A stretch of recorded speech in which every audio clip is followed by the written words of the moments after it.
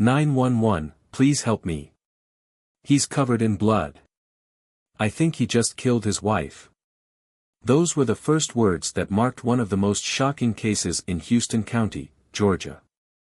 When the police rushed to the scene, they could not imagine that the man they were about to face was an old man nearly 80 years old.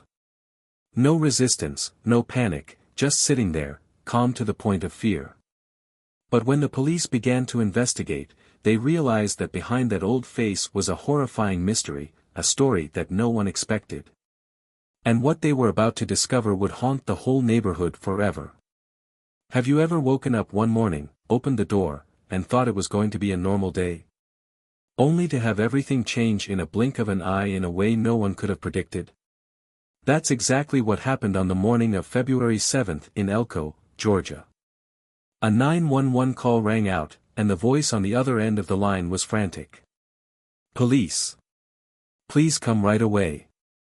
My neighbor just walked into my house, he was covered in blood, and said he might have killed his wife. Police were immediately dispatched to the scene. When they arrived, they were greeted by a strange sight. A 79-year-old man was sitting in his neighbor's kitchen, his clothes covered in blood. But what made the police shiver wasn't the blood, it was his calmness. No shaking, no panic, no tears. He just sat there, as if what had just happened was nothing worth mentioning. What happened? Asked an officer. Harold looked up, his voice soft as if he were telling a story of everyday life. My wife, she's gone. No emotion. No explanation. That short sentence was enough to make everyone present fall silent. But the most horrifying truth was yet to be revealed. When the police entered Harold's house to search for his wife's body, they could not find anything. Where is she? Harold pointed to the bedroom, his voice hollow and creepy. Under the covers. And when the police entered, they were about to witness a scene that no one would ever forget. Can you believe it? A frail, seemingly harmless old man could cause such a horrific tragedy. But the real reason behind this incident is even more terrifying. Stay tuned. When the police entered Harold's small house, the atmosphere was filled with an eerie feeling.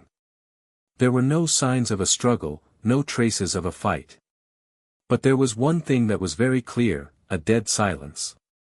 The officers searched every corner, but there was no sign of Deborah. If Harold said she was dead, then where was the body? Where is she? One officer asked, his eyes alert. Harold did not look up, his voice was eerily calm. She's under the covers, in the bedroom. The police immediately headed for the designated room. The space was small and simple, but its focal point was the bed. A blanket was pulled up above, covering a silent figure underneath. An officer took a deep breath, then gently pulled the blanket down. At that moment, everything froze.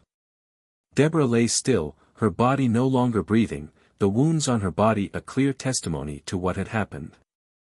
No hope. No life. She was truly dead. The police turned to Harold, waiting for an explanation. But the strange thing was, he didn't cry, he wasn't afraid, he didn't regret. He just sat there, his eyes lifeless. What did you do? An officer asked, his voice unable to hide the tension. Harold didn't answer right away. He just stayed silent for a moment, then sighed, as if carrying a huge burden on his shoulders. I can't go on like this. That sentence made everyone shiver. What was he talking about? About the suffering in life? About the unbearable pressure? Or is there something else that no one understands? But really, what pushed Harold to the brink? What made him willing to do the unthinkable? Keep reading to discover the horrifying truth behind this story. Looking at Harold Seidenfaden now, no one would think that he had just killed someone. No remorse. No anger. Just an indescribable exhaustion. The police knew that if they wanted to understand what had really happened, they would have to let Harold tell it all himself. Why did you do it?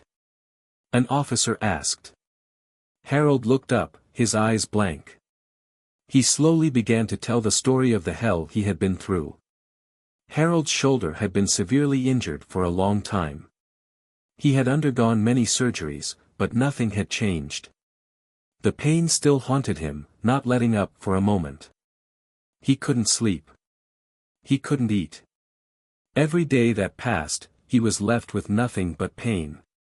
But what was worse, was the pressure from Deborah, his wife who had been by his side for many years. She pushed him to have another surgery. She believed that if she did, everything would be better. But Harold knew, that wasn't true. "I can't take another surgery," he said, his voice hoarse. Deborah didn't listen. She kept pushing, kept arguing. The anger. The fatigue. The pain kept coming. Until Harold couldn't take it anymore. "I just want to be free." And that was the moment it all ended. But the question is, was Harold really acting out of desperation? Or was there another truth that wasn't revealed? Stay tuned, because this story isn't over yet. With Harold's confession, the police had the answer to who the killer was. But there was still a more important question: why did this happen? They needed to know if this was a simple murder, or if there was something more going on. And to find out, the police turned to the witnesses to Harold and Deborah's final days. The first person they spoke to was Harold's neighbor, the one who called 911. "I've never seen him like this. When Harold walked into my house, he was shaking, covered in blood. And then he said to me." The neighbor paused, his voice still shaking as he recalled the moment. "I killed her. Do you have a gun? Please, shoot me." Harold not only killed his wife, but he seemed to want to kill himself as well. But why? The police continued to question the neighbor's wife, who had direct contact with Harold shortly after the murder. "I helped him wipe the blood off his hands. I don't know what happened. I just thought he was hurt." The police took notes. Then, they went to Harold's landlord. "I'm not surprised that Harold did it." That statement stunned everyone. The landlord said that Harold had been depressed for the past year. He kept saying that life was meaningless. That the pain was driving him crazy. "I remember him telling me once, if I could, I wish I had never existed." Each piece of information was coming together. The police understood, Harold was no longer a normal man. He was someone who had completely lost the will to live. But could that justify murder? Whatever Harold's reasons, one fact remains the same: Deborah is dead. And now, Harold must face justice. But the story doesn't end there, because Harold's trial will yield a shocking verdict. Stay tuned.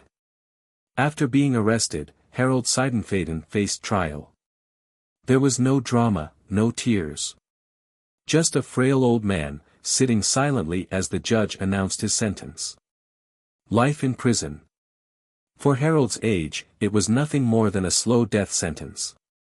He would never see the sky of freedom again. Harold and Deborah's story is a heartbreaking tragedy. There are no heroes, no winners. Just bad choices, hidden pain, and an irreversible ending. But from this story, there is an important lesson that we cannot ignore. Mental health is just as important as physical health. Harold was damaged not only physically but also mentally. But no one saw it. No one realized that he had reached his limit. And when a person feels like they have no way out, they can do unexpected things. This also reminds us that sometimes the people around us may be struggling with pain that we are not aware of. A word of encouragement, a timely concern, can change a person's fate. What do you think about this story? Did Harold deserve this sentence? Or was he just a victim of his own life? Share your thoughts in the comments. And if you want to hear more emotional and meaningful stories like this, please like, share, and subscribe to the channel now. We will be back with the next stories. See you soon.